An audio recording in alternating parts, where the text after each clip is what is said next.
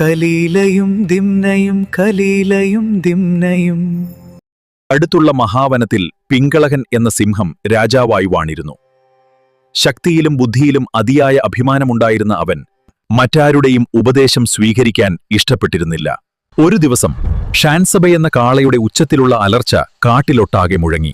ഇതുവരെ അത്തരമൊരു ശബ്ദം കേട്ടിട്ടില്ലാത്ത പിങ്കളകൻ ഭയപ്പെട്ടു. അവൻ ഗുഹ വിട്ട് പുറത്തിറങ്ങാതെയായി.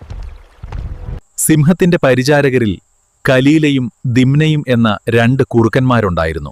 ഒരു ദിവസം ദിംന കലീലയോട് ചോദിച്ചു, സഹോദരാ, സിംഹം തന്റെ ഗുഹ വിട്ടിറങ്ങാതെ ഇരിക്കുന്നതിന്റെ കാരണം എന്താകാം? കലീല മറുപടി പറഞ്ഞു, രാജാവിന്റെ കൽപ്പന അനുസരിക്കുകയാണ് നമ്മുടെ ജോലി. അദ്ദേഹത്തിന്റെ സ്വകാര്യ കാര്യങ്ങളിൽ അനാവശ്യമായി ഇടപെടുന്നത് അപകടകരമാണ്. അവനൊരു കഥ പറഞ്ഞു. ഒരു മരപ്പണിക്കാരൻ വലിയൊരു മരത്തടി രണ്ടായി പിളർക്കുന്നത് ഒരു കുരങ്ങ് നിരീക്ഷിച്ചുകൊണ്ടിരുന്നു. മരപ്പണിക്കാരൻ പോയപ്പോൾ കുരങ്ങ് ആ ജോലി അനുകരിക്കാൻ ശ്രമിച്ചു. എന്നാൽ ആപ്പ് വലിച്ചൂരിയ അവന്റെ വാൽ മരത്തിനിടയിൽ കുടുങ്ങി. അവൻ വേദനയിൽ അലറിക്കരഞ്ഞു. സ്വന്തം കഴിവിനതീതമായ കാര്യങ്ങളിൽ ഇടപെടുന്നവന് ഈ കുരങ്ങിന്റെ വിധിയാണ് ലഭിക്കുക.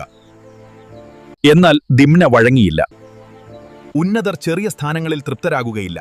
നായ ചെറിയ അസ്ഥികഷ്ണത്തിൽ സന്തോഷിക്കും. എന്നാൽ സിംഹം ചെറിയ ഇരയിൽ തൃപ്തനാകുകയില്ല. മഹത്തായ ലക്ഷ്യങ്ങൾ പിന്തുടരുന്നവരാണ് ജീവിതത്തെ അർത്ഥവത്താക്കുന്നത്. കലീല പറഞ്ഞു, മഹത്വത്തിലേക്ക് ഉയരാൻ പ്രയാസമാണ്, പക്ഷേ അതിൽ നിന്ന് വീഴാൻ വളരെ എളുപ്പമാണ്.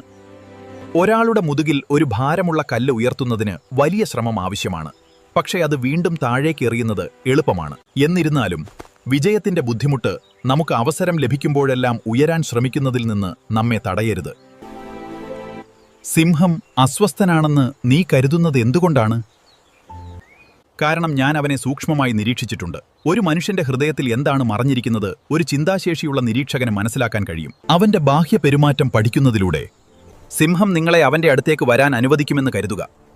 അവൻ നിങ്ങളോട് അനുകൂലമായി പെരുമാറുമെന്ന് നിങ്ങൾ കരുതുന്നത് എന്തുകൊണ്ടാണ്? കഠിനാധ്വാനത്തിലൂടെയും ജ്ഞാനപൂർവമായ പെരുമാറ്റത്തിലൂടെയും ഞാൻ എന്റെ മൂല്യം തെളിയിക്കും. അന്യായമായി അപമാനിക്കപ്പെടുമ്പോൾ ക്ഷമ കാണിക്കും, ശാന്തത പാലിക്കും, മര്യാദയോടെ പെരുമാറും. പൊതുജീവിതത്തിൽ ബഹുമാനം ആഗ്രഹിക്കുന്ന ഏതൊരാൾക്കും ഈ ഗുണങ്ങൾ ആവശ്യമാണ്. രാജാവിന്റെ അടുപ്പം അപകടകരമാണ്. രാജാവിനെ വിശ്വസിക്കൽ, സ്ത്രീയോട് രഹസ്യം പറയൽ, പരീക്ഷിച്ചു നോക്കാൻ വേണ്ടി വിഷം കുടിക്കല്, ഇവ മൂന്നും മനുഷ്യൻ സൂക്ഷിക്കേണ്ട കാര്യങ്ങളാണ്. ഒരു രാജാവ് പഴങ്ങൾ, വിലയേറിയ കല്ലുകൾ, ഔഷധസസ്യങ്ങൾ എന്നിവയാൽ നിറഞ്ഞ ഒരു കുത്തനെയുള്ള പർവ്വതം പോലെയാണ്.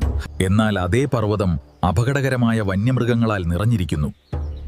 അതിൽ കയറുന്ന ഒരു പുരുഷന് നിധികൾ ലഭിച്ചേക്കാം. പക്ഷേ മുകളിലെത്തിയാലും അയാൾക്ക് ഒരിക്കലും പൂർണ്ണമായും സുരക്ഷിതത്വം തോന്നില്ല. താങ്കൾ പറയുന്നതിൽ ഒരുപാട് സത്യങ്ങളുണ്ട്. എന്നാൽ പരാജയഭയം കാരണം വലിയ ശ്രമങ്ങൾ ഉപേക്ഷിച്ചാൽ മനുഷ്യൻ മഹത്വം നേടുകയില്ല. അവസാനം ദിംന രാജാവിനെ സമീപിക്കാൻ തീരുമാനിച്ചു. അവൻ പിങ്കളകന്റെ മുമ്പിലെത്തി വിനയത്തോടെ സംസാരിച്ചു. അവന്റെ ചാതുര്യവും ധൈര്യവും സിംഹത്തെ ആകർഷിച്ചു. അന്നു മുതൽ ദിംന സിംഹത്തോട് വളരെ അടുത്തു. പലപ്പോഴും അവനോട് സ്വകാര്യമായി സംസാരിക്കാൻ അനുവദിച്ചു. ഒരു ദിവസം പിങ്കളകനോടൊപ്പം തനിച്ചായിരിക്കുമ്പോൾ ദിംന ചോദിച്ചു, രാജാവേ, താങ്കൾ എന്തുകൊണ്ടാണ് കുറച്ചു ദിവസമായി ഗുഹ വിട്ട് പുറത്തു പോകാത്തത്? ആ സമയം ഷാൻസബയുടെ ഉച്ചത്തിലുള്ള അലർച്ച വീണ്ടും കേട്ടു. പിങ്കളകൻ പരിഭ്രാന്തനാകുന്നത് ദിംന ശ്രദ്ധിച്ചു. ദിംന പറഞ്ഞു, ശബ്ദത്തെ മാത്രം ഭയപ്പെടരുത്. ശൂന്യമായ ഒരു മൃദംഗം പോലും വലിയ ശബ്ദം പുറപ്പെടുവിക്കും. അവൻ ഒരു കഥ പറഞ്ഞു. ഒരു കുറുക്കൻ കാട്ടിലൂടെ നടക്കുമ്പോൾ ഒരു മരത്തിൽ തൂങ്ങിയിരുന്ന മൃദംഗം കാറ്റിലടിച്ച് വലിയ ശബ്ദമുണ്ടാക്കി. കേട്ട് കുറുക്കൻ ആദ്യം ഭയന്നു. പിന്നീട് ധൈര്യത്തോടെ അടുത്തെത്തി നോക്കിയപ്പോൾ അത് ശൂന്യമായ ഒരു മൃദംഗം മാത്രമാണെന്ന് മനസ്സിലായി. ശബ്ദം വലുതാണെന്നതുകൊണ്ട് മാത്രം ശക്തിയും വലുതായിരിക്കണമെന്നില്ല, ദിംന പറഞ്ഞു. ഇത് കേട്ട സിംഹം ദിംനയെ ശബ്ദത്തിന്റെ ഉറവിടം അന്വേഷിക്കാൻ അയച്ചു. അന്വേഷണം കഴിഞ്ഞ് തിരിച്ചെത്തിയ ദിംന പിങ്കളകനോട് പറഞ്ഞു, അതൊരു കാളയല്ലാതെ മറ്റൊന്നുമല്ല. കാള ഇത്രയും ശക്തനാണോ? അവന്റെ യഥാർത്ഥ ശക്തി എന്താണെന്നറിയണം. ഒരു കൊടുങ്കാറ്റിന് ഒരു ചെറിയ കുറ്റിച്ചെടിയെ വളയ്ക്കാൻ മാത്രമേ കഴിയൂ. എങ്കിലും അതിനൊരു ഉയരമുള്ള ഈന്തപ്പനയെ ഒടിക്കാൻ സാധിക്കും. ദിംന മറുപടി പറഞ്ഞു, ഭയപ്പെടേണ്ട രാജാവേ, നിങ്ങൾ ആഗ്രഹിക്കുന്നുവെങ്കിൽ ഞാൻ അവനെ നിങ്ങളുടെ അധികാരത്തിന് കീഴിൽ കൊണ്ടുവരാം. സിംഹം സമ്മതിച്ചു.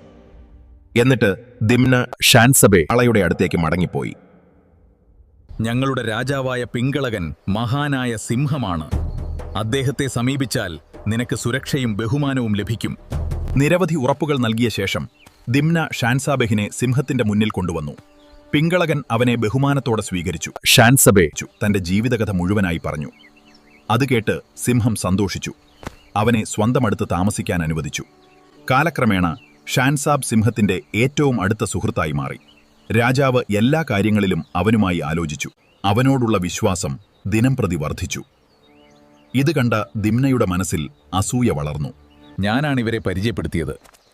ഇപ്പോൾ സിംഹം എന്നേക്കാൾ കാളയെ കൂടുതൽ ബഹുമാനിക്കുന്നു എന്നവൻ ചിന്തിച്ചു. അവന്റെ വിവേകം അസൂയയാൽ മറഞ്ഞു. അസൂയ മനുഷ്യന്റെ ബുദ്ധിയെ മന്ദീഭവിപ്പിക്കുന്നു. അധികാരലോഭം സുഹൃത്തുക്കളെ പോലും ശത്രുക്കളാക്കുന്നു. അവൻ കാളയെ സിംഹത്തിന്റെ അടുത്തേക്ക് കൊണ്ടുവന്നതിൽ ഖേദിക്കാൻ തുടങ്ങി. തന്റെ എതിരാളിയുടെ വിജയത്തിന് കാരണക്കാരനായതിൽ അവൻ സ്വയം പഴിച്ചു. ഈ പരാതികൾ കേട്ടപ്പോൾ ഈ സാഹചര്യം ഒരു സന്യാസിയുടെ കഥയെ ഓർമ്മിപ്പിക്കുന്നുവെന്ന് കലീല ദിംനയോട് പറഞ്ഞു.